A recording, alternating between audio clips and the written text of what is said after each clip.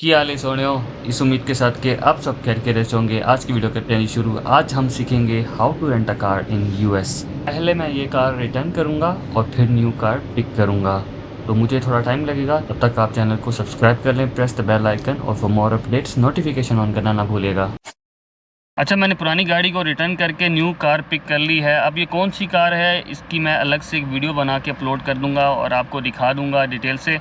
अब बात कर लेते हैं कि मैंने हर्ट्ज़ कंपनी ही क्यों चूज़ की, क्योंकि रेंट ए कार के लिए और भी बहुत सारी कंपनीज़ हैं। हर्ट्ज़ मैंने इसलिए चूज़ की क्योंकि मुझे कन्वीनियंट पड़ रही थी और इसकी मेरे पास प्रीमियम मेंबरशिप थी।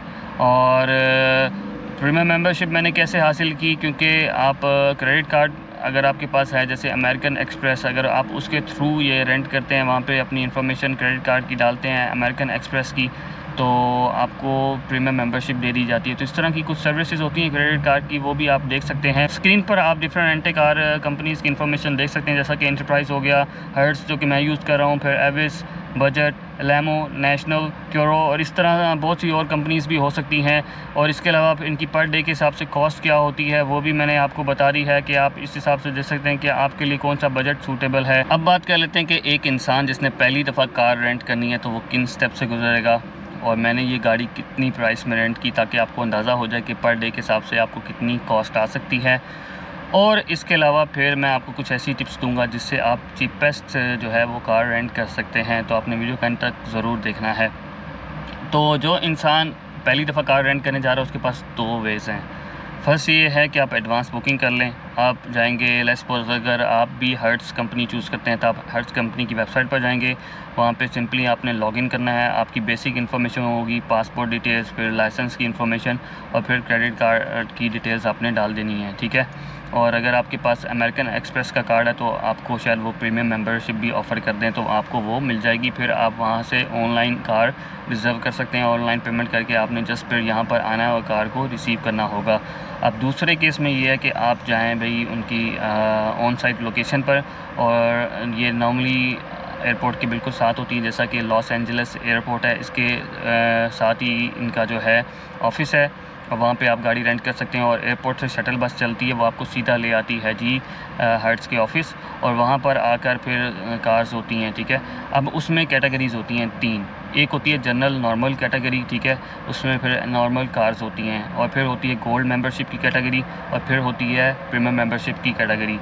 तो आपका अकाउंट फिर जिस हिसाब से बन सकता हो, फिर आपने उस कैटेगरी की कार को वहाँ पे चूज़ कर लेना होता है। वहाँ पे कार्स जो होती हैं वो पार्क होती हैं, ठीक है। आपने क्या करना है कि उन गाड़ी को वहाँ पर जाके चूज़ करना, उस गाड़ी में बैठना है, उस गाड़ी में की वगैरह गिवन होती है। फिर आपने चले जाना है एग्ज़िट पॉइंट पर। अब एग्ज़िट पॉइंट पर आप पहुँचेंगे तो वहाँ पर उनका काउंटर होता है, वहाँ पे लेन्स होती हैं, 3-4 लेन्स होती हैं एग्ज़िट की, तो वहाँ पे आप किसी भी लेन में जाएँ तो उनका काउंटर आएगा, वो वहाँ पर आपको रोक लेंगे। अब वो वहाँ पर आपसे फिर वो बेसिक इन्फॉर्मेशन लेते हैं। अगर तो वो आपसे पूछेंगे कि आपने मोबाइल ऐप के थ्रू गाड़ी बुक की है, तो आप उनको बता दें येस मोबाइल ऐप के थ्रू बुक की है। फिर वो आपसे जस्ट आपका लेंगे ड्राइविंग लाइसेंस। अब ड्राइविंग लाइसेंस में भी मैं आपको अपना भी शो कर देता हूँ। मेरे पास एक्चुअली चाइना का है तो वो चाइनीज़ में होता है, तो मैंने फिर क्या किया कि उसकी इंग्लिश में ट्रांसलेशन भी करवाई हुई है, तो वो फिर डिफरेंट कंट्रीज़ में भी वैलिड होता है और यहाँ पर भी वैलिड है। तो यही मैंने उसको देना होता है अपना ड्राइविंग लाइसेंस, और फिर वो ऐप के थ्रू मैं उनको कहूँगा मेरी पेमेंट वगैरह हो जाएगी। वो फिर उसकी थोड़ी सी इन्फॉर्मेशन इंटर करेगी मेरे लाइसेंस की, और फिर वो मुझे मेरा लाइसेंस वापस दे देगी, और फिर मैं वहाँ से चला जाऊँगा और मेरे बैंक अकाउंट से खुद ब खुद ही जो है अमाउंट डिटेक्ट हो जाएगी। और फिर अगर आपके पास ऑनलाइन नहीं है, फिर आपने क्या करना होगा, उसको अपना पासपोर्ट भी देना होगा, अपना ड्राइविंग लाइसेंस भी देना होगा, फिर आपसे वो आपका क्रेडिट कार्ड भी मांगेगी, ठीक है। तो फिर वो आपसे आपकी सारी इन्फॉर्मेशन इंटर करेगी, और उसके बाद फिर आपकी पेमेंट होने के बाद, और ये थोड़ा सा टाइम इसमें फिर थोड़ा ज़्यादा लग जाएगा, मतलब 15-20 मिनट लग जाएंगे, तो आपने इस चीज़ को माइंड में रख लेना है। और फिर उसके बाद आपकी गाड़ी रेंट होगी, आपने एग्ज़िट करके चले जाना है। और अब मैं बात कर लेता हूँ कि मुझे कितनी पर डे की कॉस्ट आई। तो मेरे पास एक्चुअली ये दो डिफरेंट जो है ना रिसिप्ट्स हैं। एक जो रिसिप्ट है उसमें है जी $689, ठीक है। एक्चुअली ये मैंने गाड़ी रेंट की है 3 मंथ्स के लिए, तो मुझे $689 जो है ना वो इसकी प्राइस आई है। वो क्यों? क्योंकि एक्चुअली मेरे पास है प्रीमियम मेंबरशिप और मेरी इंश्योरेंस भी फ्री है। और एक और चीज़ जो मैं आपको बताना भूल गया, जो फर्स्ट टाइम बाय कर या रेंट कर रहा होगा तो उसको इंश्योरेंस, कार इंश्योरेंस ज़रूर बाय करनी पड़ेगी, और वो करनी भी चाहिए। इन केस ऑफ एक्सीडेंट या एमरजेंसी वो इंश्योरेंस बहुत काम आती है। तो उसको ये थोड़ी सी कॉस्टली पड़ेगी मुझसे ज़्यादा, और मेंबरशिप के हिसाब से फिर इनकी प्राइस भी थोड़ी डिफरेंट वेरी करती है। और ये जो दूसरी रिसिप्ट है, ये एक छोटा सा सरप्राइज़ है, वो ये कि इसमें मैंने एडिशनल ड्राइवर ऐड किया है। अगर तो आपके पास प्रीमियम मेंबरशिप है तो आप अपने इस अकाउंट में 2 एडिशनल ड्राइवर की जो डिटेल है वो ऐड कर सकते हैं बिल्कुल फ्री, अगर वो आपके फैमिली मेम्बर्स या डायरेक्ट रिलेटिव्स हैं। अगर फ्रेंड है तो आपने उनकी इन्फॉर्मेशन डालनी है, लेकिन वो इन्फॉर्मेशन आपको पड़ती है अराउंड $21 पर डे के हिसाब से। और फिर अगर 2 फ्रेंड्स होंगे तो वो भी आप ऐड कर सकते हैं 2 एडिशनल ड्राइवर। और तीसरा आई डोंट नो, लेकिन 2 तक मुझे पता है कि 2 एडिशनल ड्राइवर आप ऐड कर सकते हैं। तो एडिशनल ड्राइवर 1 ऐड करने के बाद जो मुझे कॉस्ट पड़ी, क्योंकि उसकी 21 पर डे के हिसाब से ना $21 पर डे के हिसाब से मुझे उन्होंने एक्स्ट्रा चार्ज किया, तो ये $919 मुझे पड़ी है जी 3 वीक्स के लिए, ठीक है। और पर डे के हिसाब से फिर इसकी कैलकुलेशन जो है वो आप स्क्रीन पे देख सकते हैं। 6 ऐसे पॉइंट जो आपको मदद कर सकते हैं चीपेस्ट कार रेंट करने में। तो उनमें सबसे पहला है जी बुक इन एडवांस। उसका फ़ायदा ये होगा कि आप अपनी चॉइस के हिसाब से अच्छी गाड़ी रेंट कर पाएंगे, और आपको जो उसकी प्राइस है वो भी कम पड़ेगी, रादर देन अगर आप आते हैं ऑन साइट पर और आपको एक्सपेंसिव पड़ सकती है। और दूसरी ये चीज़ कि आपने उन लोकेशन पर जाकर रेंट करें, कोशिश करें कि जो एयरपोर्ट से थोड़े फासले पर हों। एयरपोर्ट के करीब जो कार्स होंगी उनकी प्राइस थोड़ी ज़्यादा होगी। अगर आप मैनेज कर सकते हैं तो फिर आप मतलब ये है कि एयरपोर्ट से थोड़ी सी दूर जो लोकेशंस वाली कंपनीज़ हैं वो चूज़ कर लें। और तीसरा ये कि आप ऑनलाइन प्राइस को कंपेयर करें।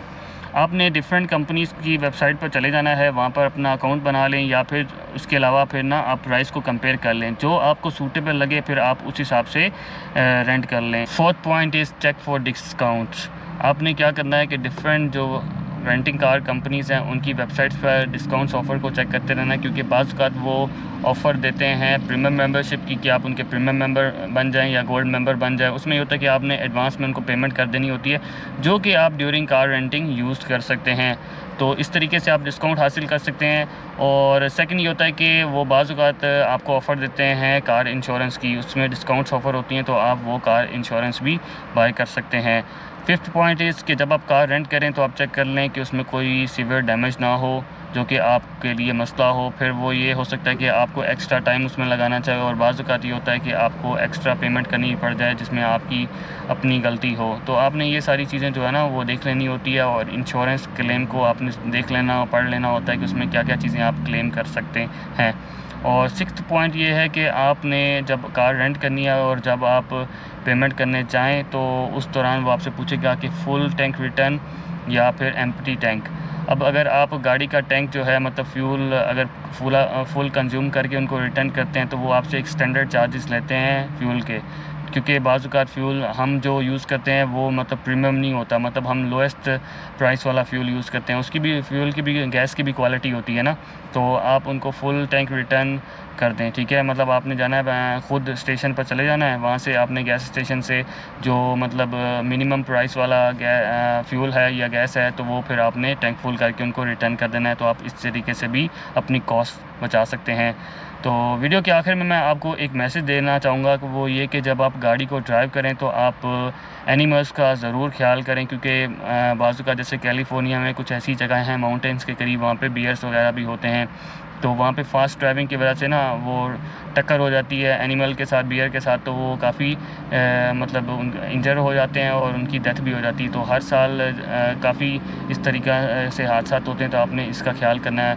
और सेकंड ये चीज़ कि जब आप गाड़ी रन करना शुरू करें या स्टार्ट इंजन करें तो उससे पहले ज़रूर देख लें कि आपकी गाड़ी के नीचे कोई परिंदा, कोई कैट या डॉग वगैरह ना हो। उम्मीद है दोस्तों कि आज की वीडियो से आपको कोई ना कोई फ़ायदा हुआ होगा। तो अब मैं निकलता हूँ, लेकिन आपने चैनल को सब्सक्राइब के बगैर नहीं जाना। मिलते हैं नेक्स्ट वीडियो में इस उम्मीद के साथ कि आप अपना और अपने इर्द गिर्द लोगों का बहुत ख्याल रखेंगे। अपने इस चैनल को इसी तरह सपोर्ट करते रहें। कनेक्ट उस्मान।